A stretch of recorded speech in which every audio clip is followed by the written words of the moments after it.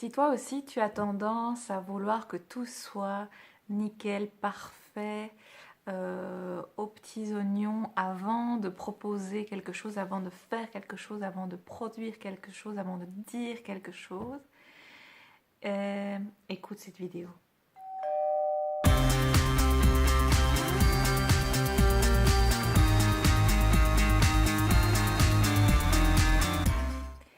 N'attends pas que le moment soit parfait, prends le moment et rends-le parfait.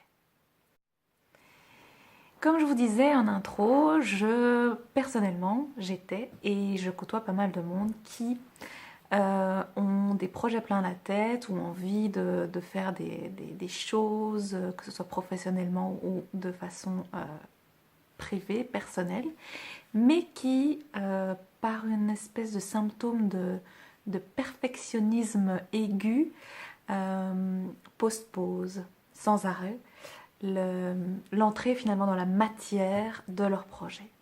Et j'avais vraiment cette attitude qui consistait à postposer sans arrêt parce que je voulais, par exemple, prenons l'exemple ici des vidéos, parce que j'avais envie d'avoir fait mon petit régime, d'avoir maîtrisé d'abord la technique, avoir un matériel de pointe, un logiciel qui allait me permettre de faire de magnifiques vidéos, préparer beaucoup de textes, etc.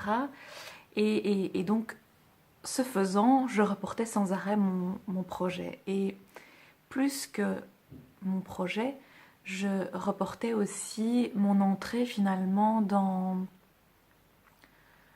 le fait d'incarner dans la matière ma contribution à un monde plus doux. Je reportais le partage de qui je suis vraiment, pensant que c'était pas assez bien, que c'était pas assez parfait, que c'était pas assez beau ce que j'allais partager. Et ça demande un travail. Je vais pas vous dire que avec cette petite vidéo en 5 minutes vous allez pouvoir enfin accomplir tout ce que vous projetez depuis un petit bout de temps et que vous n'avez jamais accompli.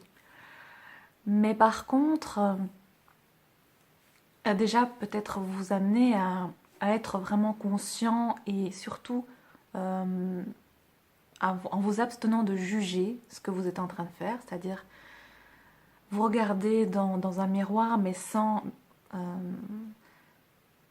en restant bienveillant. C'est-à-dire oui, là je constate qu'effectivement ça fait 2 ans que j'ai envie de faire des vidéos mais que je postpose. D'aller interroger la petite voix à l'intérieur de vous. Pourquoi tu fais ça? Qu'est-ce qui se passe? Qu'est-ce qui fait que tu reportes en espérant qu'un jour ce soit parfait? De quoi as-tu peur finalement? Et encore une fois, c'est là que vont émerger vraiment des petites voix très intéressantes qui n'ont peut-être jamais été accueillies et qui sont là suite à des blessures, la plupart du temps reçues dans l'enfance, et qui ont mis en place des mécanismes très puissants qui font que à l'avenir, quand vous allez vouloir par exemple exprimer pleinement qui vous êtes, votre beauté, vos valeurs, vos talents, eh bien vous allez inconsciemment avoir un mécanisme, une stratégie à l'intérieur de vous qui va venir mettre en place une armée, un bataillon qui vont venir saboter tout ça, que ce soit ici par le fait de reporter sans arrêt pour divers critères, mais ça peut être aussi l'autosabotage, etc.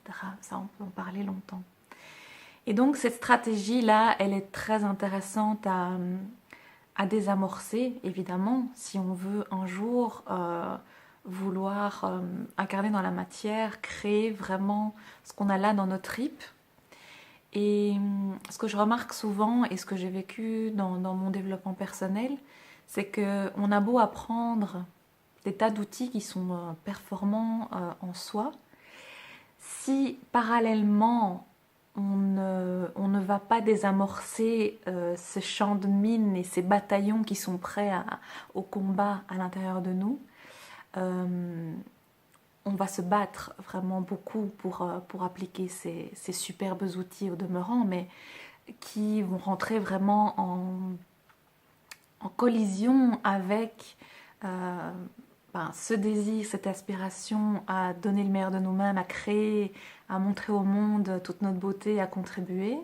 Et en même temps, toutes les blessures, les peurs, les croyances qui nous limitent, qui sont à l'intérieur de nous, qui ne sont pas nous, mais qui, si elles ne sont pas désamorcées, vont vraiment rendre les choses difficiles à émerger dans la matière. Donc c'est vrai que tout au long des vidéos que je ferai, je vous invite vraiment à travailler sur les deux tableaux. Donc à découvrir des outils qui vont vous permettre de mieux communiquer, de mieux accueillir les émotions, etc. Et en même temps, d'aller apaiser, accueillir les blessures. Parce qu'aujourd'hui, pour moi en tout cas, je vis qu'on n'a pas besoin d'aller déterrer des tas de choses et de comprendre intellectuellement, etc. pour se libérer. On peut faire ça de façon beaucoup plus soft. Mais donc, pour revenir à la petite citation du jour, c'est vraiment, première chose, de mettre sa conscience dans quels sont les projets, les dires, les paroles, les actions que je reporte depuis trop longtemps sous prétexte que c'est pas encore le bon moment, que c'est pas encore ok, que je maîtrise pas encore tout, que je suis pas encore assez ceci, etc. Donc première chose, lister toutes ces choses sans jugement, toutes ces choses que vous freinez depuis un bout de temps, que vous reportez sans arrêt, peut-être depuis très longtemps. Et puis en choisir une comme ça spontanément, plus avec le cœur, donc vous respirez par l'abdomen et pas par ici. Ça permet de vous connecter plus à votre vous intérieur qu'à votre tête. Si vous respirez par ici, vous allez être très fort dans le mental, tandis que si vous respirez par en bas, voilà, ça va vous poser. Et donc choisir vraiment, après cette respiration, vous choisissez un des points, une des actions, une des paroles que vous avez reportées depuis trop longtemps. Et vous choisissez un tout petit pas que vous allez pouvoir poser aujourd'hui. J'insiste sur le petit pas. Si vous choisissez quelque chose de trop grand, il y a toute l'armée qui est à l'intérieur de vous, qui avait l'habitude de se lever dès que vous mettiez un petit peloton en dehors de votre zone de confort qui va se réveiller. Donc, une petite chose. Ces petites choses, ça peut être un mail, un coup de téléphone, 5 minutes d'une action sur ce projet précis. Vraiment une petite chose et vous la mettez en place aujourd'hui.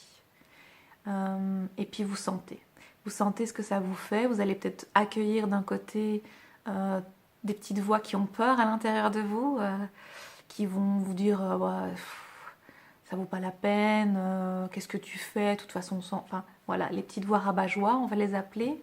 Vous les accueillez mais sans les juger. Elles sont là quelque part pour vous protéger. Mais sauf qu'aujourd'hui, vous savez vous protéger tout seul, vous n'avez plus besoin d'elles. Vous accueillez tout ça et vous accueillez aussi, parce qu'il y en aura, les sensations de satisfaction, de bonheur, de joie qui vont naître malgré peut-être le petit combat intérieur, malgré peut-être les peurs. Et donc vous vraiment accueillez tout ça. Et puis ce que je vous invite évidemment à faire, c'est de goûter chaque jour un petit pas vers la réalisation de ce projet que vous aviez trop longtemps mis au placard. Bonne journée, bonne soirée, à demain.